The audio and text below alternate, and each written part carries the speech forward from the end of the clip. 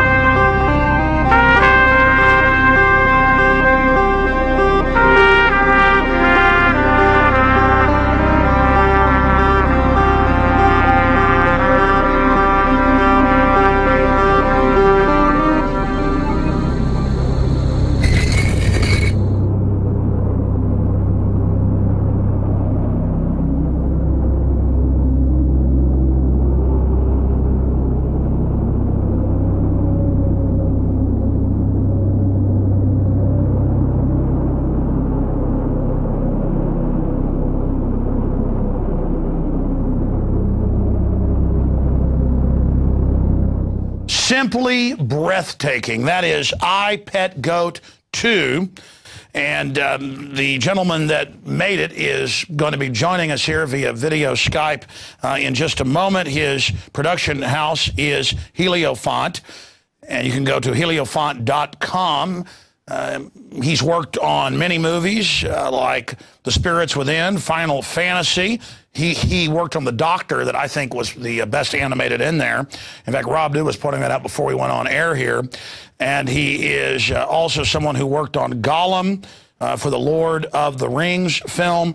Just an amazing artist, and spent years putting together what you just saw. I mean, the archetypal images in it, a lot of people have projected onto it their own thoughts, their own ideas, and they say the most powerful art out there is basically designed to do that. Some people have said it's satanic and it's programming us. That reminded me of when I consulted on A Scanner Darkly for Richard Linklater, and Winona Ryder, Keanu Reeves, Woody Harrelson, a bunch of others are in it. I'm also in the film. And it's got Illuminati imagery all over it. But it was there to expose the Illuminati.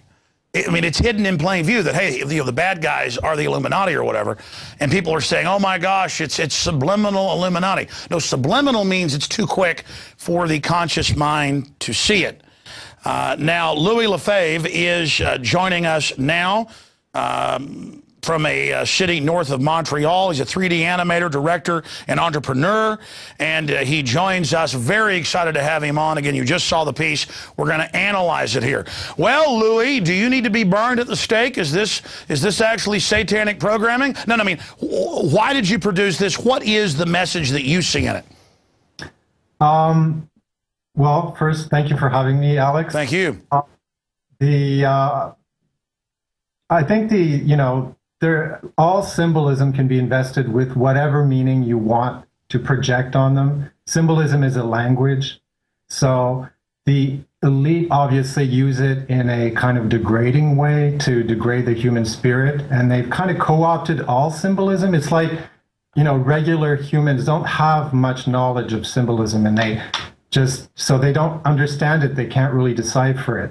And we've been led to believe that all symbolism is just negative and evil, but it's not. It's just whatever we want to put into it, whatever meaning we want to put into it.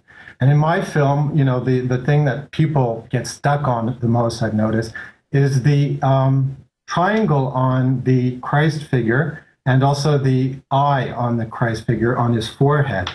And for me, the eye placed on the forehead represents inner vision. So it's clear spiritual insight. For the Illuminati, or the elite, when it's used, for example, on the dollar bill, it represents a total control freak surveillance society. And it's the same thing. That's what the pyramid means. It's every layer manipulating the layer below it, and giving the people at the apex incredible control. And the eye is about being everywhere and just seeing everything. So it's about total surveillance. Whereas what I tried to redress those symbols. And so I have it on the Christ figure. The triangle means God, it means the Trinity. And the eye means spiritual insight. And then you have the crown of thorns. To me, what that represents, the crown of barbed wires, is the way we are manipulated, and it's kind of like a war on consciousness. So you'll notice that the crown is between the triangle and the eye. So it's kind of like a barrier between my spiritual insight and the divine. And at the end, that crown disappears. So it's like, oh, finally, I have clear spiritual insight. I can see my Creator. Well, that's what I got, and I've never talked to you until now. We set you up for the show, and we talked a few minutes before we went live here, but I've never talked to you about what your incredible piece of art means. I mean, it's right up there with Fantasia, the original. But looking at it, I see it as a person's journey with Christ through life, seeing all the different evil, seeing the different, you know, the sex trade, the torture, the war machines, the devil snake system that looks out of the television, preying on people, programming them, and then you know, the individual who's traveling, you know, basically with Christ, symbolizing that flame that, you know, you've got the Holy Spirit. That's not really Jesus. That's the individual, you know, with the spiritual connection to Christ, comes out into a wider universe, and all of that was just Plato's cave behind him. And of course, there's much deeper symbolism than that, but is that a accurate representation? Absolutely. Yeah, absolutely. He represents a flame, and so it's a fire. And I don't know if you recall that, you know, John the Baptist had baptized in water, and he said of Jesus that Jesus would baptize in fire. So I don't see that it's inappropriate.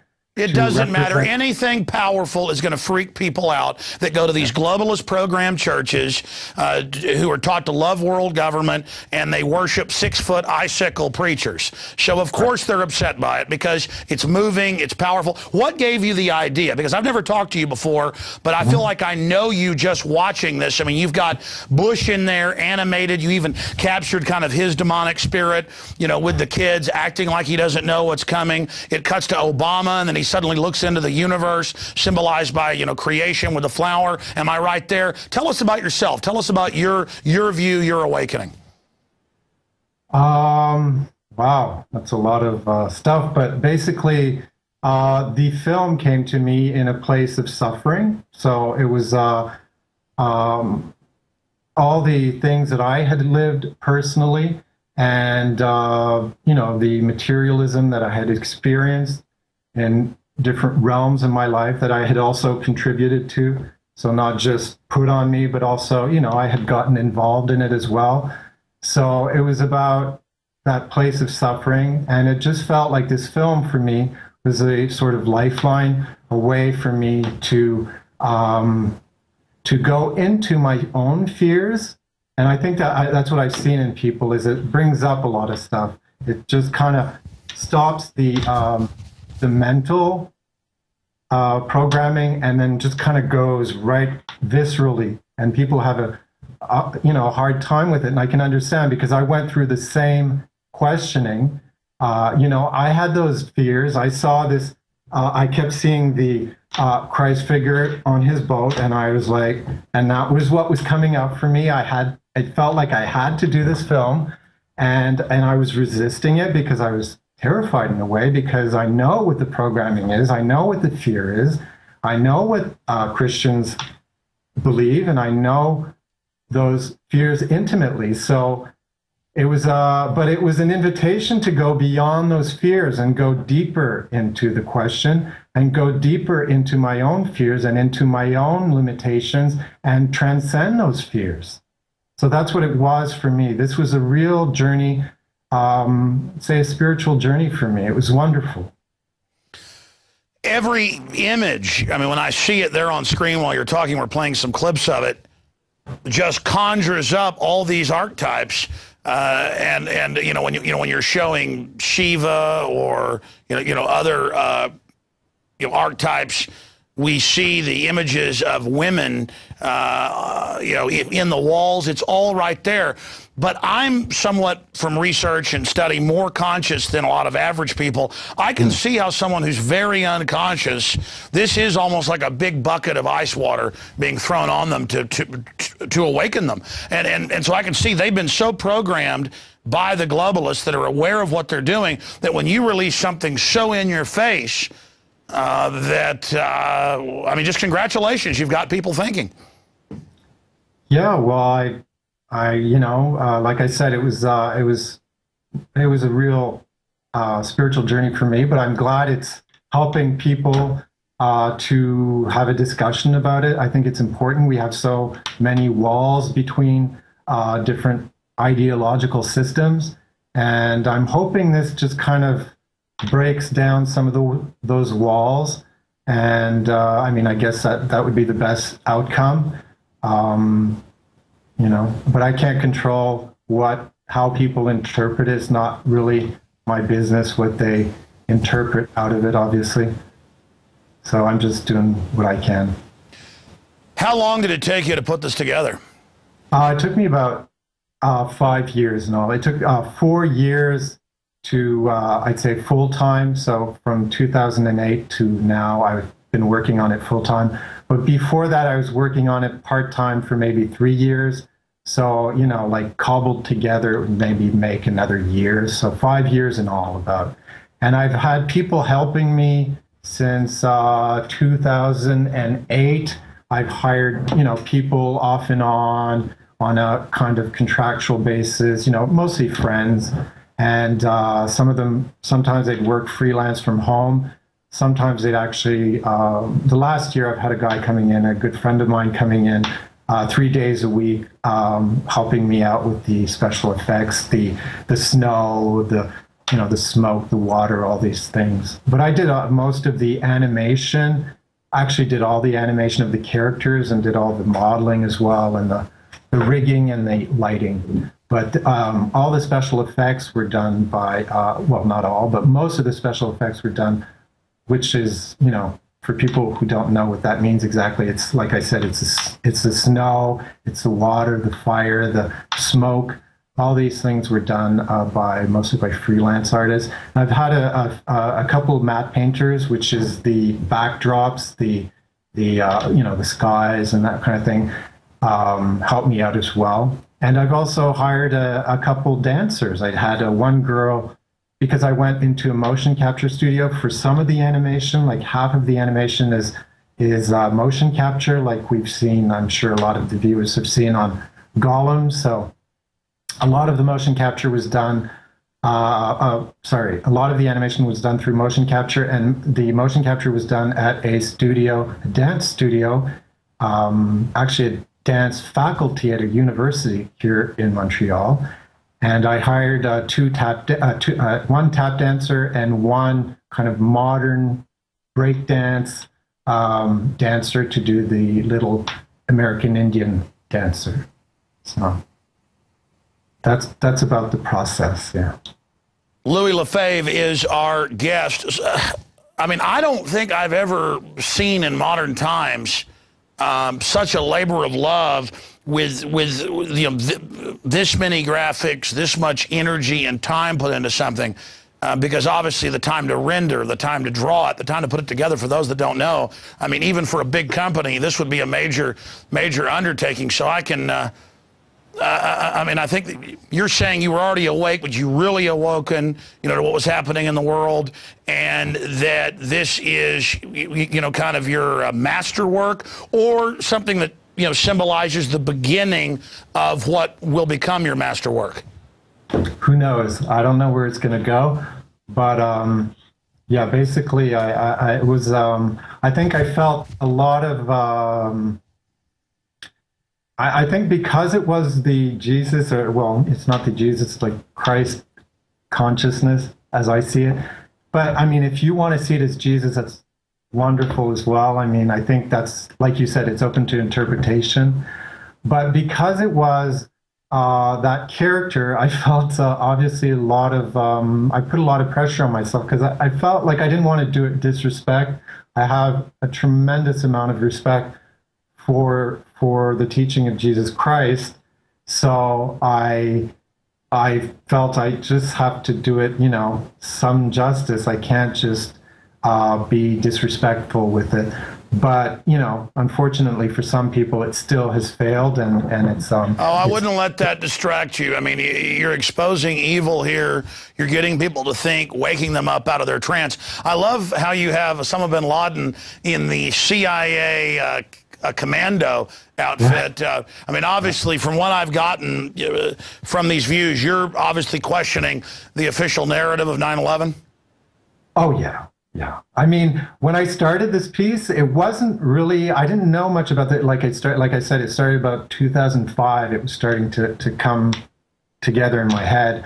And at that time, I didn't know anything about 9/11, like as far as a conspiracy. I just knew it as a time of sadness, obviously, and a marking point in our timeline.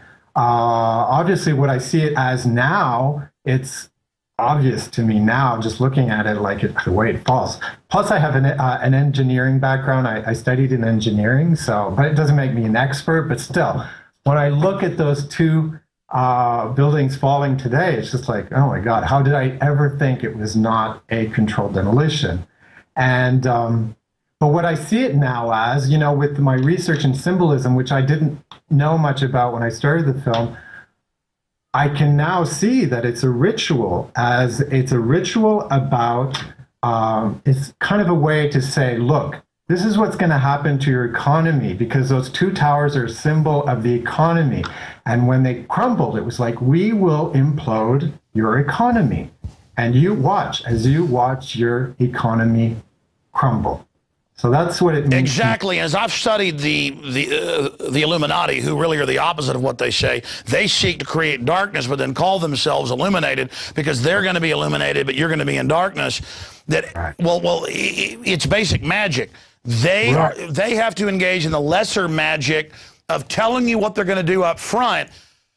And so the mojo is 1 trillion times more powerful when they actually do it. So they have to almost count coup before they do it. That's why on Fox TV, they had the government hijack a jet by remote control to fly in the World Trade Center. They make NORAD stand down because of a drill. They say hijackers are on board, but it's really remote control because they want to attack Afghanistan and take American liberties. That aired 6 months before. And then it turned out hundreds of publications and outfits did the same thing, and they were all literally beating the drum, getting everyone ready to then do this. And then Warren Buffett had over 100 top CEOs flown that morning to already meet with him in a hangar at Moffett or Offutt Air Force Base. I mean, all of this, and then the CIA drills, and then the heads of Al-Qaeda meeting at the Pentagon secretly, and the bin Laden's being flown out. It's important to them at multi-layers to let those of us that are conscious and awake but not serving them, because there's people that are conscious but they serve the dark side. They're only partially conscious, or they know what a fool's errand that is because they love death and destruction. But they need to reveal it before they do it. And again, even if you don't believe in that stuff, viewers, this is what they believe. Comments on that. Again, we're talking to the creator of I+Pet+Goat+Ii. You can watch it at heliofant.com, HELIOFANT.com. Just amazing. Go there and certainly support the work he's doing, support independent media and research and things like this, because this is a major studio undertaking. You've done it with just yourself and a handful of others. But anyways, I'm ranting. What do you make of what I just said about this revelation of the method? Yeah. I don't know about that. Like, I'm learning this as I go along. I don't know what their intention is, but it's gotten pretty blatant.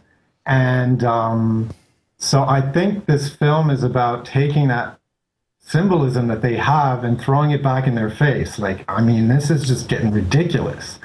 And like I said, I started the process where I didn't know much about it, and I'm learning as I go along. What's wonderful is I've read so many articles and stuff on, conspiracy websites and other websites, and people that know symbolism, people that know a lot more symbolism than I do, and telling me about symbolism that I didn't even know about in my film, which is kind of, interesting. And so I just, I'm learning as I go along. But certainly, I think you know more about a lot of it than I do. I mean, I learned what I learned about conspiracy, actually. A lot of it I learned through the web, through people like you. At one point when I had started making the film, I think I told one of your crew members, sometimes I actually tune in just to I'd get kind of down sometimes because I was all alone in my corner, and I felt like, oh my God, what am I doing? This is crazy. I'm crazy. What is this? And I just kind of tune in and just have it just kind of boost me up to like, okay, yeah, this is important. Sure, because the system's all about isolating us, like that scene with the character who's laying there and doesn't even have their own mind and is almost in a waking dream or hallucinating, and then there's the snake plugged into their brain, almost sucking their brain or feeding off the fact that they're unconscious, and then being able to tune in and hear all the other callers and guests lets you know that there's a giant growing community of people who are discovering deeper layers of reality. Yeah. Yeah, absolutely. It's like it's an organic process, and it's wonderful just to just kind of go online and read all these comments and see how it has stimulated debate. And you know, a lot of people have gotten the meaning of what I was trying to say, and that's been very encouraging. And I think when did you release this? Oh, it was like the 23rd. I mean, June, the end of June, 23rd or 24th. I think we finished, and we had a kind of a little rap party with friends and stuff like that. So yeah. Okay, well, that shows how things grow organically, sometimes fast, sometimes slow, sometimes in between. I didn't hear about this for a couple of weeks after that until last week. And then since then, I'm just looking around doing research separately and seeing it pop up everywhere, positive, negative, everything in between, causing debate. And so it seems to just be really picking up steam. That's got to be a satisfying, very, very satisfying feeling. Have you had any, quote, mainstream or dinosaur media contact you about it yet? Well, I've had, you know, like mostly it's been 3D magazines and 3D sites that have wanted interviews. And I've just submitted an article to a place in Colombia, of all places, for a journal that's actually given freely in the metro stations. So it's the same company actually that we have in Montreal that distributes these free, you know, magazines with news and stuff like that. And so I submitted an article to them, and I need to do one also for a guy in Britain that does a lot of more mainstream journalism. I don't know if he'll like my answers, though, because he seems to think I did this only for publicity, like that the conspiracy aspect is only a gimmick to try to generate talk, and that it wasn't actually meant. I didn't actually mean what I was saying. Well, yeah, I mean, notice how they do something to promote the new Batman movie. It's clearly exploitive. It's clearly hype, but that's okay. But then when we bring up something political that obviously is being driven by what we believe, but yeah, we put it out so it has an effect, so that we actually are able to reach out to people, that somehow is dirty. And that's the system trying to gatekeep the innate power of humans to communicate through art. Yeah, well, like you said, it seems to be the media is on a downward spiral. People are tuning out. They can see the conditioning. That's kind of reflected in the character that you were mentioning before, the serpent with the television head. That's the media. The mesmerizing and the I think I read a book by Michael Tsarian about I think he called them the word media actually came from Medes, which was a place in Persia, as I recall, and the Medes were actually, there were a lot of sorcerers that were consulted by the kings and queens and other powers. Yeah, that's where we get the term medium, calling a medium to talk to the spirit world. Yeah, that's right. So it's this, which indicates a kind of sorcellery, a kind of a magician's trick, and certainly that's kind of what the media is. It's always trying to brainwash us, trying to keep us in a certain narrative. You know, don't step out of line. You're a kook. You're a conspiracy theorist.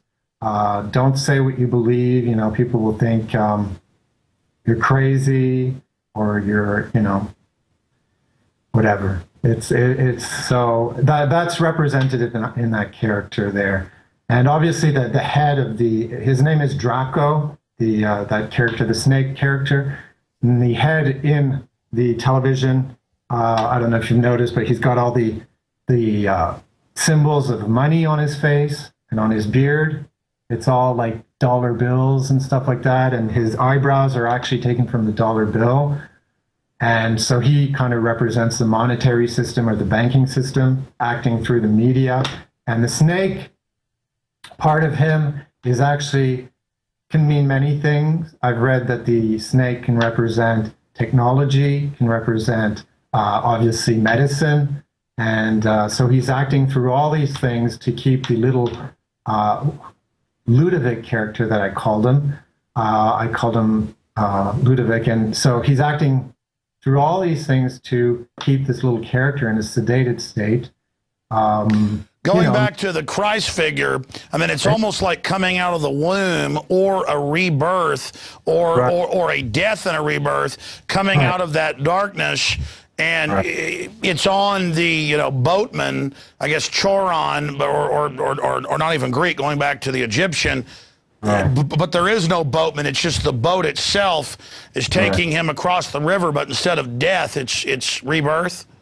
Right. It's a form of resurrection, right? The motif of resurrection was really important in Greek mythology. Well, wasn't Christ in the Bible sent to hell to get the keys to death and slavery? It's almost like Christ is going through. That's right. So I mean, yeah, and in Egyptian symbology, we have the sun god Ra in his boat, Anipa, and he travels the sky in a celestial boat, and he illuminates the sky. And in the evening, he goes into the underworld, and he's there during the night. And in the morning, he rises again, and so it's a form of resurrection. And the Anubis boat, which is actually Anubis is a Greek god, but based off of an earlier Egyptian god called Anipa, and this is a deity that is guarding the gates of the underworld, and he weighs the souls of men and their hearts to and protects the souls of men as they travel through the underworld. And so I think it's a fitting image. But as I told you, I put the Christ figure in the center of the narrative, I think, to redress some of those. Sure. And expanding on that, I mean, the point is it just gets people thinking, because this, gets off into, like, the wider world and all these archetypes. But I noticed that when the Christ figure comes out, too, we see a big pyramid in the distance collapse. Right. Well, that's the main theme of the movie is basically the crumbling of the hierarchical world and the awakening of the hearts of men, standing alone in their relationship to God without having any sort of intermediaries. And so the hearts of men awaken, and the world serving those hearts instead of trying to dominate them, instead of trying to control and oppress. And so the crumbling pyramid at the end is just the crumbling of the hierarchical structure and this oppressive type of hierarchical structure. Obviously, there's always going to be some sort of hierarchy in organizations, but it won't be this manipulation, domination type of hierarchy. And you'll notice that the character is in a boat, the Christ character, and he just kind of sails through the scene, and he's witnessing, and he's actually not creating this. He's not destroying the pyramids. It's the sun that destroys the pyramids. The sun in the movie is representative of the divine, the source, the God, it doesn't mean I'm a sun worshiper. I'm not trying to promote sun worshiping. I've never thought of... No, I understand. It's all archetypal. But I mean, I think the most powerful imagery is the CIA dealing drugs, the big black army tanks, the drones, the programming, Bush dancing around. What did you mean by, I guessed at it, but what is Obama doing in the scene when he looks at the flower? I think it embodies a lot of things, but to me, it's like the little girl is holding this apple, and it represents all these kind of inward divisions that are cultivated in us to always to keep us in our place, so that we are always feeling shame or inadequacies or guilt. And it's a symbol of sin, obviously. So we're always feeling this guilt, and so we're stuck. And we're stuck in like the little children behind her, who are held down by barbed wire, and they're apathetic. So it's that's what the apple represents to me. And then she just kind of drops it because she realizes, you know, I'm sick of this. And she's watching the spectacle in front of her, so she's just tired. She just drops the apple, and it just kind of rolls down, you know, at the feet of whence it came, and it just kind of splits open. And to me, that's a symbol of kind of duality, of being caught up in the left-right, in the, you know, Christian, Muslim, male, female, always fighting, always... Clash of civilizations, controlled right. clash, chaos. And spinning in our minds, in our minds, that, you know, that's the duality. And then, you know, the checkerboard is also representing duality, the black and white. And then there's also a symbol of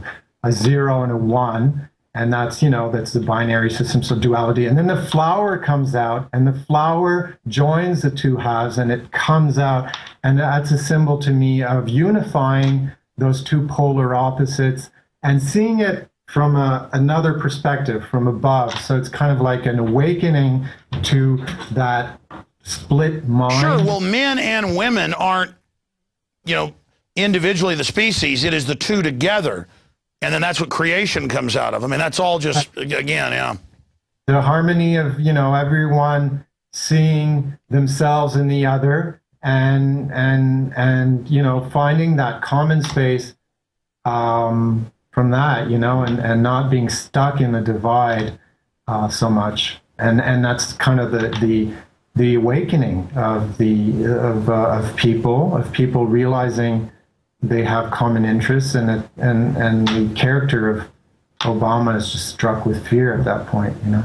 You're right, because the people are coming together and waking up, and the way you caught Bush's mannerisms and the way you got Obama's fake, you know, friendly mannerisms, you really have done an incredible job.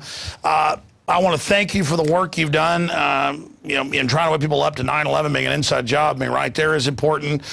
Tell us about where Heliofont goes from here, heliofont.com, and any other points you'd like to make here, Louis. Well, I don't know where the journey is going to take me. Obviously, it was a lot of time and very draining, very, you know, financially and physically, but very happy with the result, very happy I've done it. So I don't know where it's going to go from here. It's not an incredible revenue generating model, to be honest, but we'll see where we go from here. I'm getting a lot of feedback, a lot of opportunities to maybe work on you know, more commercial stuff. I don't know if I'll do that, or if I'll, you know, just... But like you said, you'd already done that in some of the biggest movies out there. This was a long labor of love. I mean, I guess almost in a pious way or a cogitative way, you committed for 4 years to this, put everything you had into it. Is almost a rebellion against commercialism and materialism? I mean, because that's what you were kind of alluding to earlier. Yeah. Well, it was a bit of a, I wouldn't say pious, but it was a monastic. That's what I should say. I mean, that was the word I was actually looking for. It's funny you'd say that, almost like priestly, off in the... Yeah, definitely. Well, I think that's where the word cogitative, like a cogiter up in a, Right, but I think a lot of people that work in 3D have that temperament. You know, they're always at the computer and all that. So, you know, but so yeah, I'm not sure where it will go from here. I can't remember the last part of your question. Well, that's because I always have these long-winded ones. No, just like any other points you'd like to make. I mean, after we're done doing this interview, right. I mean, if you think, oh, I wish I would have said this, or...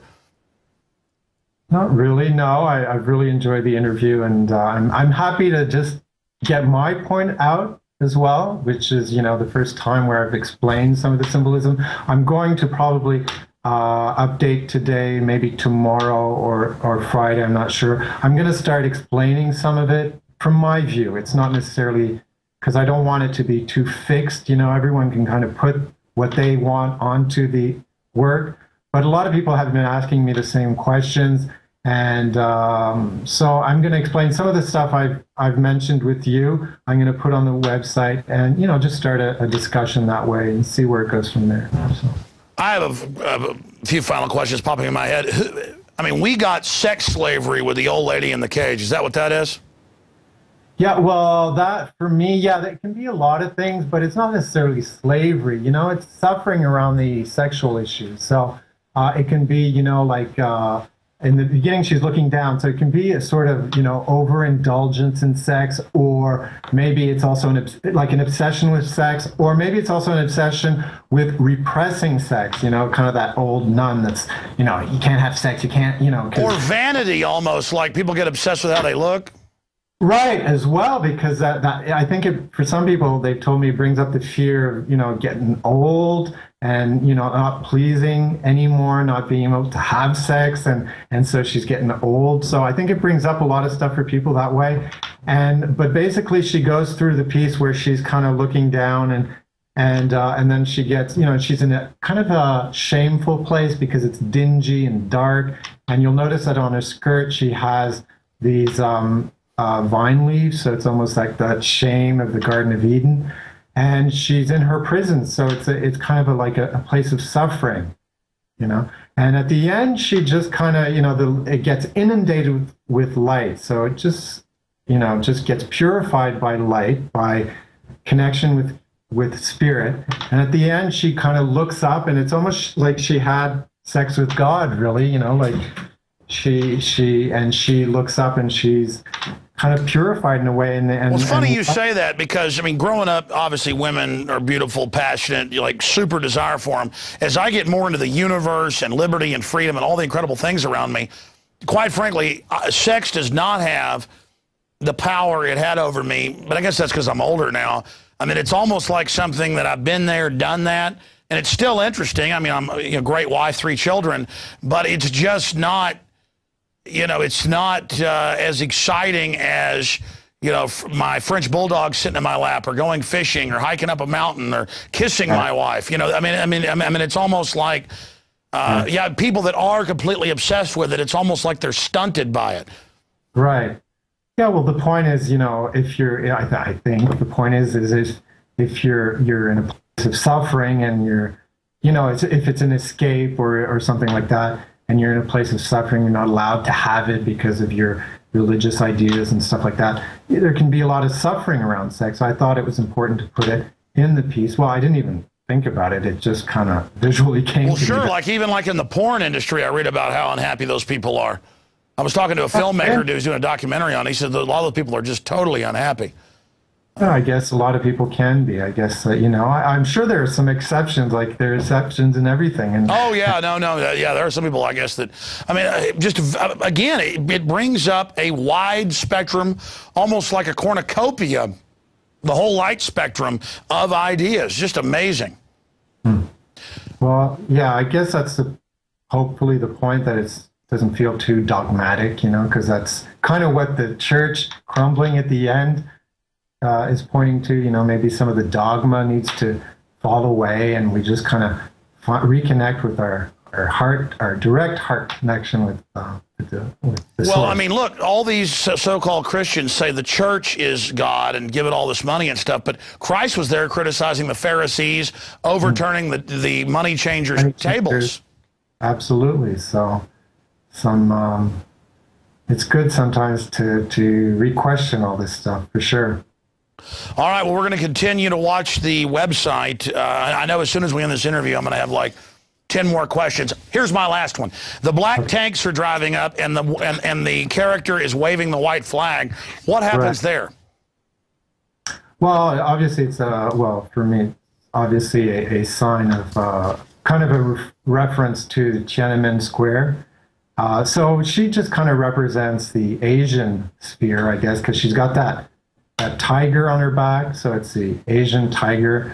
And it's just that I guess it could represent a lot of things. I thought about maybe it represents China, you know, like that repressive regime, or, you know, she's also got like some nuclear, anti-nuclear symbol on her cheek, so it could have to do, you know, a bit to do with Japan and how that's being repressed, all that terrible radiation seeping out, and they're not allowed to talk about it. You know? And then who is that comes over to her, that skeleton character? Who is he?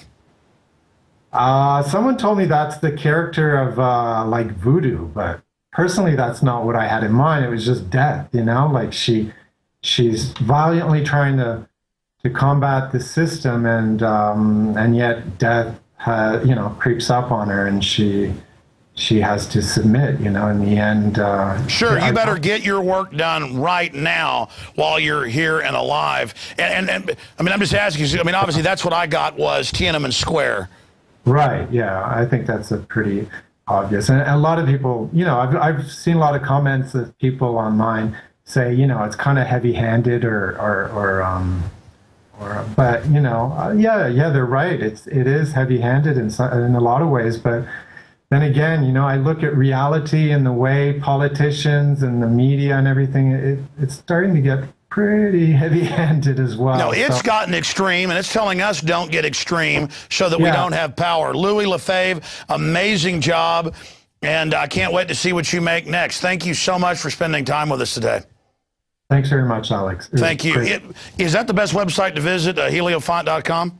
Yeah, you can go right to heliofont.com, and then we're having some issues. There's been so many people on the site. It's kind of waning right now, but a lot of people on the site, and we're having a bit of difficulty meeting up with demand, but we're trying to figure that out and trying to get that redressed. So hopefully we'll have something better soon. But they can go to that site, and then they'll see the video, the Vimeo feed immediately when they come in, and they can click on Vimeo if they want it in bigger, and they'll be redirected to Vimeo's site, and they can see it bigger if they want, better quality and all that. So. All right, Louis Lefebvre, amazing artist, and people can claim you're the devil if they want, but there's no doubt that you're an amazing artist. Thank you so much. Thanks very much, Alex. Wow. Well, very, very powerful, ladies and gentlemen, and it gets you thinking. The really devilish propaganda out there does the opposite. It just sneaks up, oh, a football game, oh, a commercial, oh, but then buried in it are the archetypes and the programming and the messages. That's what's seriously corrupt out there. So certainly thought-provoking, and hey, if you think you can do better, dedicate yourself to something like that, and let's see what you can come up with, because Mr. Lefebvre is definitely in the arena. Well, that's it for this extended edition of InfoWars Nightly News. Until tomorrow night, or tomorrow when I'm on the radio, we will see you then, hopefully. Please spread the word about Infowars.com and PrisonPlanet.tv, because the system is definitely starting to pay even bigger attention to us, and we are under attack, and we wouldn't even be here if it wasn't for all of you. And think of all the artists, all the researchers, all the ideas from a wide spectrum. Doesn't mean we agree with it all, that we bring to you here. This is all about the labor of love. It's all about the passion. It's all about really trying to discover the secrets of the universe and reality. That's what we're doing here. Doesn't mean we have all the answers, far from it, but we're questing after those answers, and we know we're not going to get it out of the mainstream systems 9 times out of 10. Great job of the crew as usual. I'm Alex Jones signing off.